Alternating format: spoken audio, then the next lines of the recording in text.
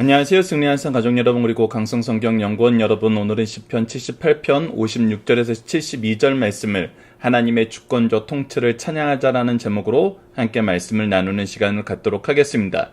오늘 말씀은 저희들이 미리 말씀드렸던 대로 지난 주말에 스승의 주일 영적 회복을 위한 준비된 교사라는 제목으로도 가정 예배로 한번 여러분들께 소개해드린 적이 있습니다. 그 부분을 이렇게 영상으로 다시 한번 나눠보도록 하겠습니다.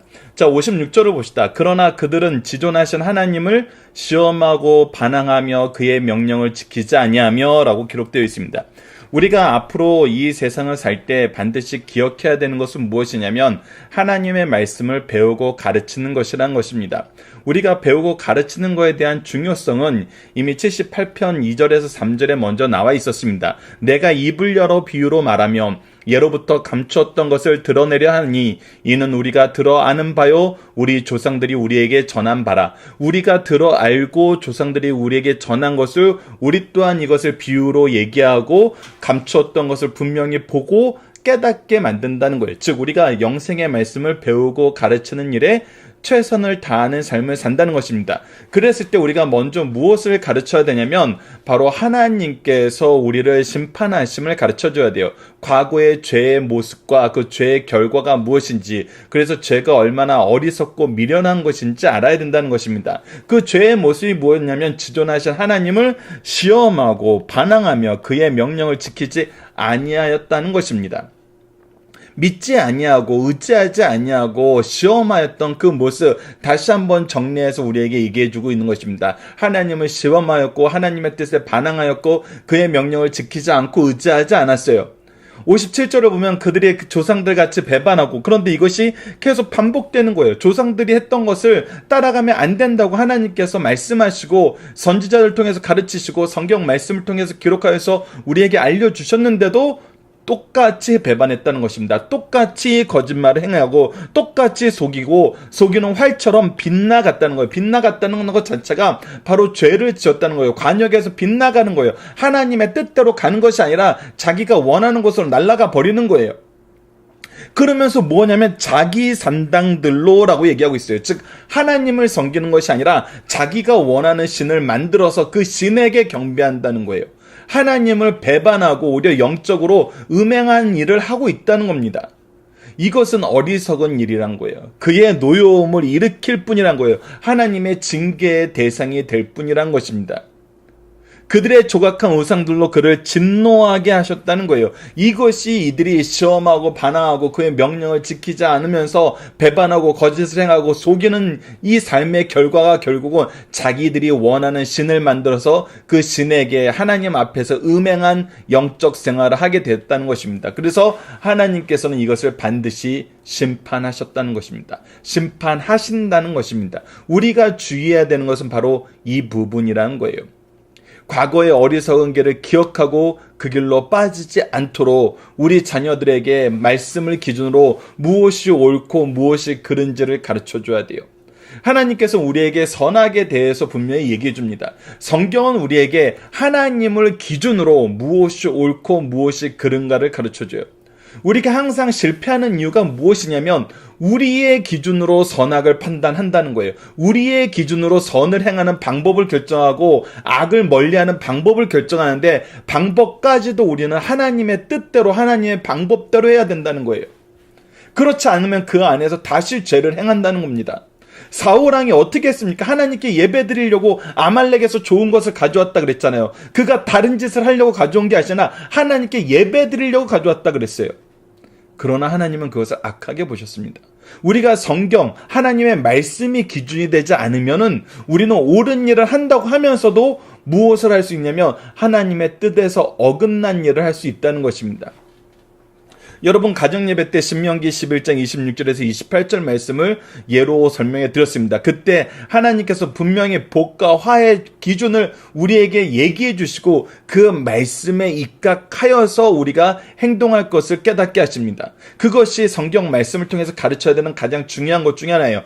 신명기 11장 26절로 28절 말씀을 읽어드리도록 하겠습니다. 내가 오늘 복과 저주를 너희 앞에 두나니 너희가 만일 내가 오늘 너희에게 명하는 너희의 하나님 여호와의 명령을 들으며 복이 될 것이요. 누구의 명령을 들으라고요? 하나님의 명령을 들으라고요.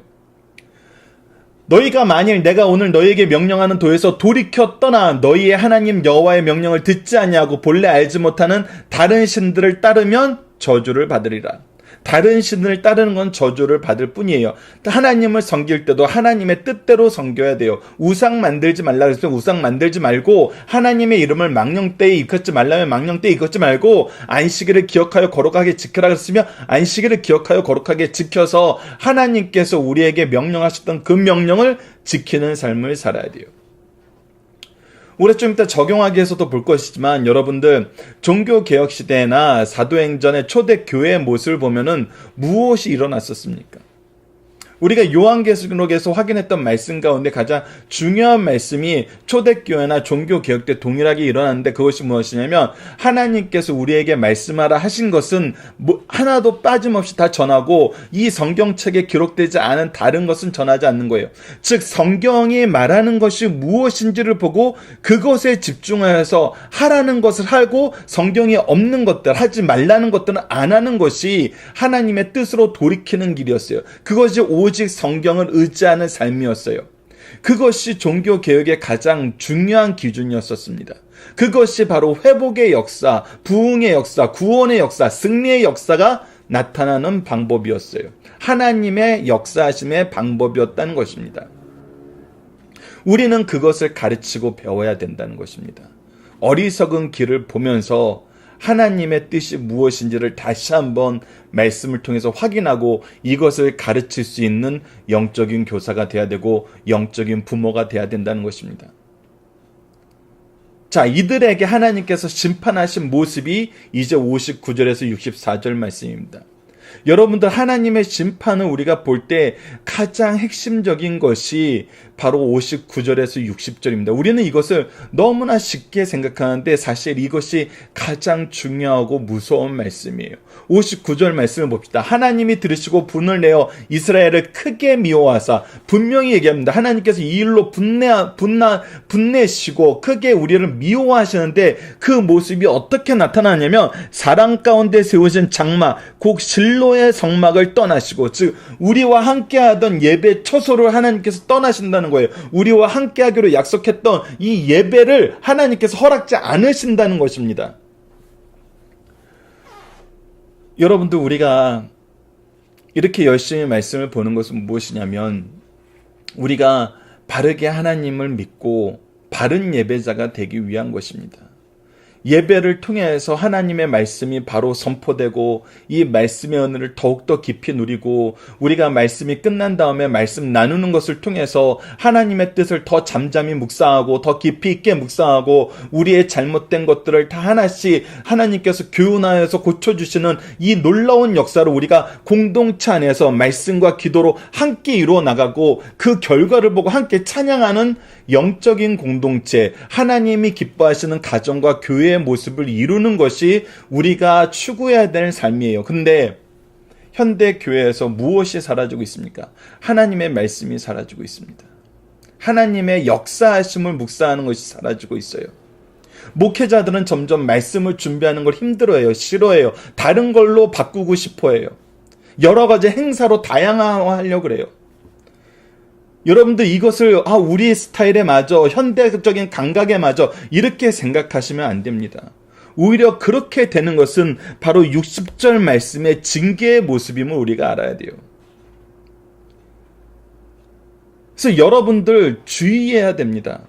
우리 교회가 예전처럼 말씀 중심, 예배 중심의 사역을 계속 이어나가고, 교회 지도자들이 이것을 지키기 위해서 어떤 노력이라도 아끼지 않고 있으면은, 내가 조금 어리석고 미련하고 내 감각이 둔해져 있어도 하나님께서 계속해서 나를 두들기시고 나를 일깨우시려는 하나님의 종들을 보내심을 우리가 볼 수 있어요. 그런데 점점 말씀이 사라지고, 말씀 연구하는 것이 사라지고, 배우고 가르치는 것이 사라지고, 하나님을 찬양하고 함께 모여서 기도하는 것이 사라지고, 하나님께 예배하는 것은 다 일로 생각하고 잔치처럼 만들고 축제처럼 만들고 콘서트처럼 만들면서, 목회자가 서야 될 자리에 연예인들을 세우고 이 세상의 유력 인사들을 세우면서 세상 이야기를 듣는 것을 기뻐하고, 하나님의 말씀을 나누는 것은 점점 줄여나가고 있는데, 하나님 말씀을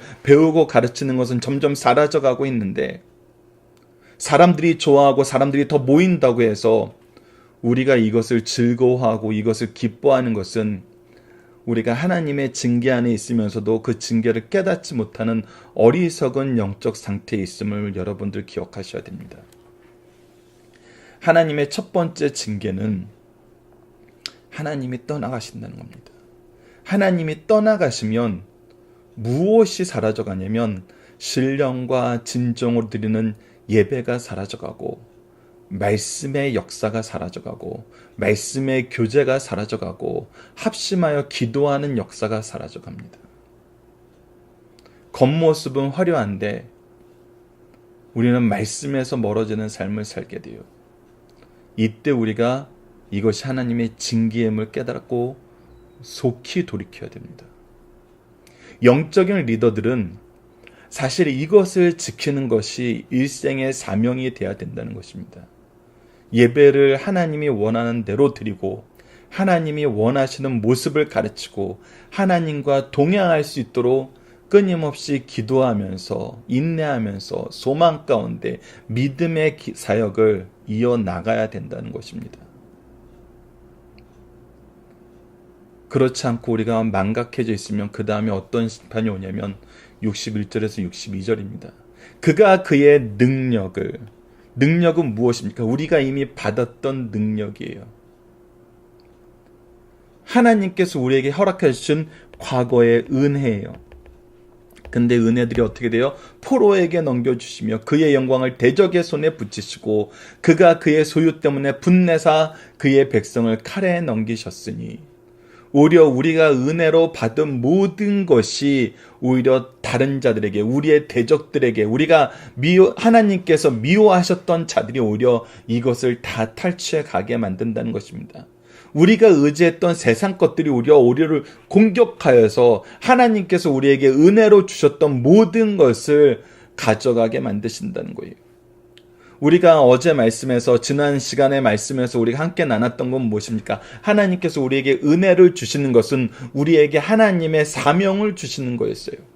근데 우리가 이걸 가지고 나 좋은 대로 사용하니 하나님께서 이것을 걷어 가신다는 것입니다. 과거의, 현재의 예배, 과거의 은혜, 그렇다면 이제 뭐가 남았을까? 미래의 소망이 사라지게 된다는 것입니다. 63절과 64절을 봅시다. 그들의 청년은 불에 살라지고, 그들의 처녀들은 혼인 노래를 들을 수 없었으며, 그들의 제사장은 칼에 엎드려지고, 그들의 과부들은 애곡도 하지 못하였도다. 청년들이 불에 살라지고 처녀들의 혼인 노래가 없다는 것은 이 공동체의 미래가 사라졌다는 거예요. 소망이 사라지고 있다는 것입니다. 그런데 그렇게 사라지는 환경 안에서도 하나님의 말씀이 선포되고 하나님의 구원의 역사가 선포되면은 그나마 우리가 위로를 얻을 수 있는데, 우리에게 이것을 가르쳐줄 제사장들은 칼에 엎드려지게 되고, 오히려 이 슬픔을 당한 과부들은 오히려 애곡도 하지 못하는 더 심각한 상태에 놓여서 우리가 아무것도 할 수 없는 상태에 놓이게 된다는 것입니다.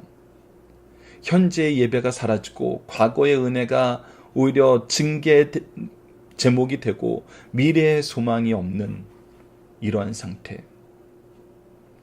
이런 상태가 우리가 하나님을 시험하고 반항하고 그의 명령을 지키지 아니할 때, 거짓된 삶을 살 때 우리가 받게 되는 징계입니다.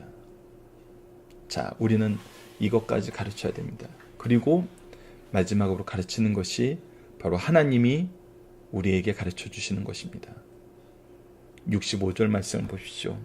이제 이것을 회복시키는 하나님의 역사가 나타납니다. 분명히 처음 시작에 무엇으로 시작하며 그때라고 시작합니다. 그때가 언제입니까? 바로 하나님이 정하신 때입니다. 하나님의 때예요. 우리가 종말에 대한 소망을 볼 때도 무엇이 나오냐면 하나님이 정하신 그때가 나타납니다. 예수 그리스도께서 오시는 그때는 천사도 못 울고 아들도 모르고 오직 아버지만 알고 계신다 그랬어요. 하나님이 정하신 그때가 오면은 하나님께서 어떻게 하십니까? 주께서 잠에서 깨어난 것처럼 포도주를 마시고 고함치는 용사처럼 일어나신다는 것입니다. 우리에게 구원의 주를, 구원주를 보내주신다는 것입니다. 이것이 하나님의 말씀을 통해 우리에게 주신 약속입니다. 우리가 아담과 하와가 범죄했을 때부터 하나님께서는 창세기 3장 15절 말씀을 통해서 여인의 후손을 통해서 하나님의 구원의 역사를 이룬 메시아를 보내줄 것을 약속하였어요. 그래서 이 언약을 의지하여 아담은 자기 아내의 이름을 하와라고 했죠. 바로 산자의 어머니란 뜻이었어요. 이 언약을 소망하고 살았는데 하나님이 정하신 그때에 하나님께서 우리를 위한 구원의 역사를 허락해 주신다는 거예요. 자, 여기를 볼 때 우리가 항상 봐야 되는 건 무엇입니까? 위에 우리의 심판이 나타나고 있어요. 이 심판 가운데 우리는 하나님의 은총만 구할 수밖에 없고 긍휼하심만 구할 수밖에 없어요. 회개할 수밖에 없어요. 여기엔 우리의 의가 하나도 없어요. 우리의 무지함을 돌이키는 것만 있을 뿐이에요. 이것은 우리의 의가 될 수 없어요. 그런데 하나님께서 구원을 보내주신다는, 구원주를 보내주신다고, 이것은 뭐예요? 하나님의 의를 힘입어서 하나님의 언약의 신실하심 안에서 우리가 받게 되는 은혜의 역사라는 것입니다. 은혜로 이 일을 행하신다는 거예요. 자, 계속해서 봅시다. 66절을 보면 그의 대적들을 쳐 물리쳐서 영원히 그들을 욕되게 하셨도다. 이제 우리의 대적들, 우리의 과거의 모든 영광을 적들에게, 하나님을 오히려 모독하는 자들에게 넘겨주셨는데 이제 그들을 욕되게 하신다는 것입니다. 그리고 나서 중요한 게 67절에서 68절입니다. 또 요셉의 장막을 버리시며 에브라임 지파를 택하지 아니하시고, 여러분들 요셉의 장막은 무엇입니까? 바로 하나님께서 애굽에서 큰 민족을 이루게 하시기 위해서 쓰셨던 하나님의 놀라운 구속사의 일꾼이었어요. 그리고 그의 후손들이 축복을 받아서 에브라임처럼 므낫세처럼 됐다는 것이 하나님께서 축복하셨다는 대명사가 될 만큼 요셉의 두 아들, 특히 에브라임은 하나님께서 놀라운 은혜의 축복을 더하셨어요. 그래서 가나안 땅에 들어가서 한동안은 에브라임 지파가 있는 실로에 바로 하나님의 성막이 함께하고 있었고 그것이 영적인 중심지가 되었어요. 그러나 누구를 통해서 이것을 이루세요? 68절 오직 유다 지파와 그가 사랑하시는 시온는 산을 택하시며 라고 얘기하고 있습니다. 하나님께서 이 말씀을 이미 우리에게 약속하여 주셨어요. 이미 이 말씀이 이루어질 것을 우리가 창세기 49장의 야곱의 유언을 통해서 볼 수 있었어요. 유다에게 하나님의 영원한 규가 있음을 약속하셨어요. 즉 이것은 무엇이냐면 하나님의 구원이 하나님의 언약의 성취로 온다는 거예요. 하나님께서 이미 이것을 우리에게 미리 준비시켜 주셨다는 거예요. 우리는 소망 안에서 그래서 인내하면서 그 때를 기다리면 된다는 거예요. 우리가 회개하고 하나님께 나아가는 삶을 살고 하나님을 의지하는 삶을 살 때 우리에게 구원을 베푸시는 하나님의 역사가 이미 약속하셨던 것처럼 하나님이 정하신 때에 일어난다는 것입니다. 그것이 누구였습니까? 바로 다윗이 대표적인 인물이었어요. 이 다윗은 그래서 누구를 예표하니까 바로 예수님을 예표하죠. 그래서 예수님을 예표하는 인물로 다윗을 세우셔서 우리의 구원이 하나님의 뜻 안에서 성취됨 우리에게 분명히 보여줘요. 근데 그 성취의 첫 번째가 뭐냐는 거예요. 적을 물리치시는 구원과 심판의 역사가 있고 난 다음에 바로 무엇이 회복되냐면 69절입니다. 그의 성소를 산의 높음 같이 영원히 두신 땅같이 지으셨도다. 무엇을 회복하세요? 하나님의 성전을 회복하세요. 우리의 예배를 회복하세요. 하나님과 우리의 교제를 회복하신다는 거예요. 이것이 완전히 이루어지게 하신다는 거예요. 누구를 통해서? 우리에게 보내신 하나님의 아들을 통해서, 메시아를 통해서. 그래서 다윗을 통해서 그 나라의 국권을 회복시키고 이 성전을 지을 준비를 하게 하시고 솔로몬을 통해서 성전을 지으심으로 예수 그리스도께서 다윗이 예표로 예수님을 나타내셨던 것처럼 우리를 구원하시고 우리의 예배를 회복시키는 하나님의 은혜의 역사를 우리로 하여금 이스라엘 역사를 통해서 확인하게 해주셨다는 거예요. 그래서 분명히 보여줍니다. 또 그의 종 다윗을 택하시되 양의 우리에서 취하시며 연약한 가운데서 들어 쓰시고 전양을 지키는 중에서 그들을 이끌어내사 그의 백성인 야곱 그의 소유인 이스라엘. 분명히 얘기합니다. 우리는 하나님의 백성이고 그의 소유된 한 나라라는 거예요. 우리는 그의 소유이고 그의 백성이라는 것입니다. 그래서 우리가 이미 출애굽기 19장 6절 말씀을 통해서 확인했던 것처럼 우리는 왕같은 제사장이요 거룩한 나라의 사명을 감당하게 된다는 것입니다. 그래서 72절 말씀은 이가 그가 그들을 자기 마음에 완전함으로 기르시고 그의 손에 능숙함으로 그들을 지도하셨도다. 이제 우리가 이렇게 되는데 우리가 어떻게 이제 하나님을 믿는 자로서 하나님의 백성으로서 하나님의 소유로서 이 세상을 살게 되냐면 하나님께서 우리를 그의 완전함으로 기르신다는 건 청결함으로 거룩함으로 기르신다는 거예요. 그리고 그의 손에 능숙함으로는 우리에게 필요한 모든 것을 아낌없이 줄 수 있는 그런 풍요로움으로 모든 것을 알고 계시고 함께 하시고 결과를 이루시는 모습으로 우리를 지도하여 주신다는 것입니다. 참된 지혜로 우리를 기르신다는 거예요. 그리고 이 말씀이 우리가 가정 예배 때도 소개했던 것처럼 마태복음 28장 19절로 20절 말씀을 통해서 제자들에게 이 사명을 감당하라고 보내시잖아요. 우리가 만나는 사람들을 성령의 인도하신 가운데서 완전함, 예수 그리스도의 은혜 안에서 거룩하심을 받아서 사람들에게 이 거룩하심을 가르쳐주게 되고 성령의 인도하심을 통해서 우리가 말할 수 있는 것을 기억나게 하시고 말하게 하셔서 그들로 하여금 예수 그리스도를 주라 시인하게 하시는 하나님의 은혜의 역사가 우리에게 명령되었고 우리는 이 결과로서 이렇게 하나님의 말씀을 누리고 있다는 것입니다. 우리가 바로 이 역사에 살아있는 증거들이고 이 말씀이 계승되는 모습을 우리 선조들이 얼마나 열심히 지켰는지를 보여주는 표상이라는 거예요. 그렇기 때문에 앞으로 우리는 어떻게 해야 됩니까? 바로 이 말씀대로 하나님의 말씀을, 하나님의 역사를 우리 자녀들에게, 우리 제자들에게, 우리 교회에서, 우리 가정에서 나누고 가르쳐서 계승하게 하고 하나님 믿는 사람들로 그의 하나님의 백성으로 그의 소유된 사람들로서 하나님의 완전함과 그의 능숙함을 우리가 나타내기 위해서 노력해야 된다는 것입니다. 이것이 우리의 삶의 중심이 되어야 되고 우리의 사명이 되어야 되고 우리의 삶의 목적이 되어야 되고 하나님의 역사하심의 방법이 나타나는 통로가 되어야 된다는 거예요. 이것을 우리가 이제 실천하게 된다는 것입니다. 실천하게 하신다는 것입니다. 이것은 이제 우리가 해야 되는 무거운 짐이 아니라 우리가 할 수 있게 되는 은혜 안에서 받은 능력이라는 거예요. 이것은 우리의 승리하는 삶 리더분들은 알고 있습니다. 우리가 과거에는 이렇게 말씀을 전할 수 있는 사람들이 아니었어요. 이렇게 말씀을 가르칠 수 있는 사람들이 아니었어요. 그러나 우리가 하나님의 부르심에 순종하였을 때 하나님께서 우리에게 말씀을 전할 수 있는 은혜를, 능력을 허락하셔서 이 일을 감당하게 하셨어요. 그래서 이 일이 되게 하세요. 사람들은 그렇게 하면은 가정도 교회도 어렵다 그래요. 하지만 그거는 세상 사람들의 이야기고 하나님을 믿지 않는 사람들의 이야기예요. 우리는 하나님의 방법대로, 하나님의 뜻대로 하나님께서 우리를 보내신 그 목적에 맞게 주신 은혜 안에서 행하는 거예요. 우리에게 주신 은혜는 물질이 아니었잖아요. 우리에게 주신 은혜는 이 사회의 지위가 아니었잖아요. 우리에게 주신 은혜는 군사력이 아니었잖아요. 경제력이 아니었잖아요.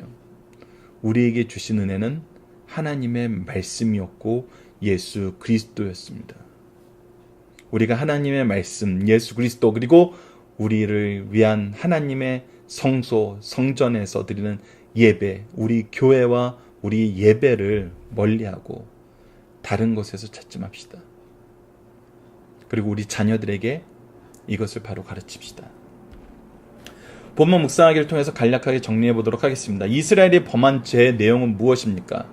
바로 하나님을 시험하고 반항하고 그의 명령을 지키지 않고 자기 산당을 지어서 하나님 앞에 망령되이 행하고 음란하게 행했다는 것입니다.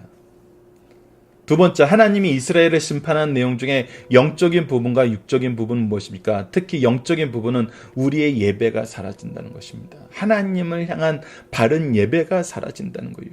우리는 이것을 보고 위기의식을 가질 수 있어야 돼요.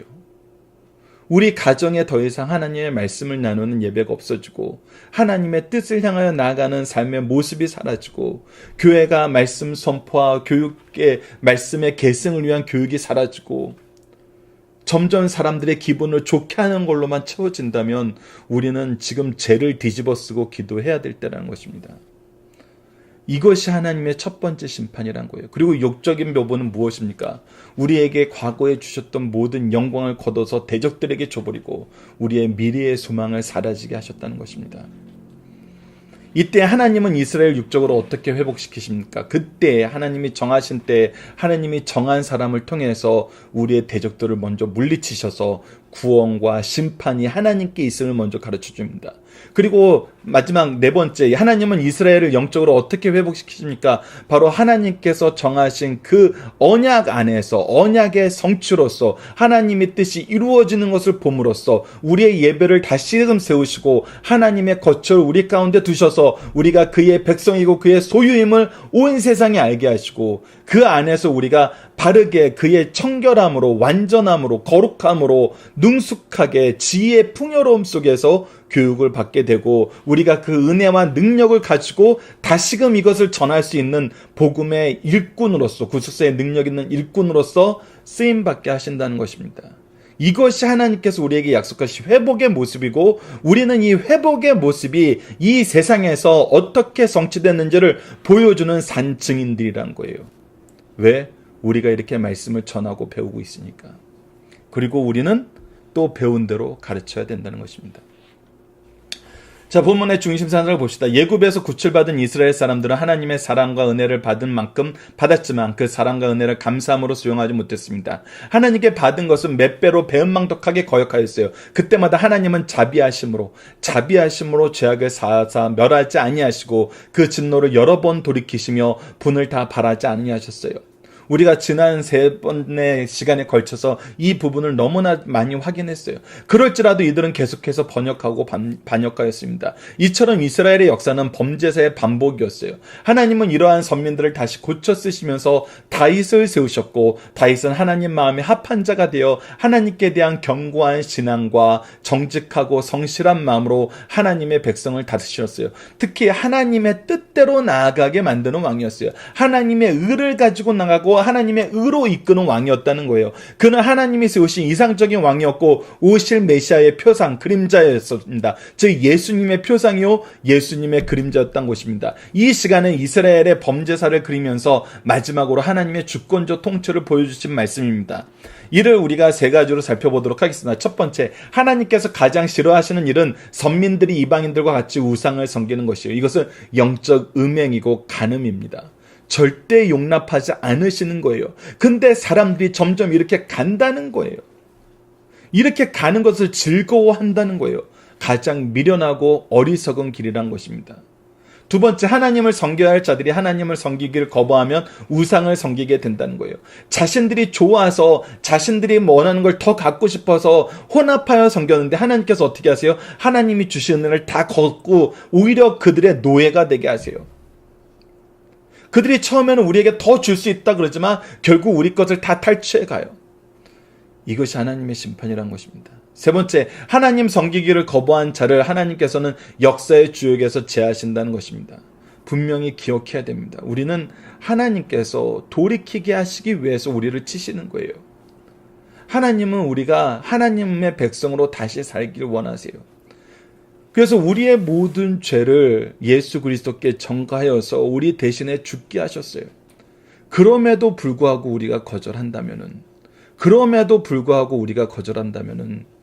우리는 아무짝에도 쓸모없는 사람들입니다. 우리는 절대 구속사의 능력 있는 일꾼이 될 수 없고 승리하는 삶을 살 수 없습니다. 자, 하나님을 섬기지 않는 이스라엘에게 하나님은 어떤 조치를 취하십니까? 이들에게 하나님의 모든 은혜를 걷어가십니다. 하나님께서 이들과 함께하지 않으십니다. 하나님이 떠나시면 우리는 유리하는 양처럼 변하게 됩니다.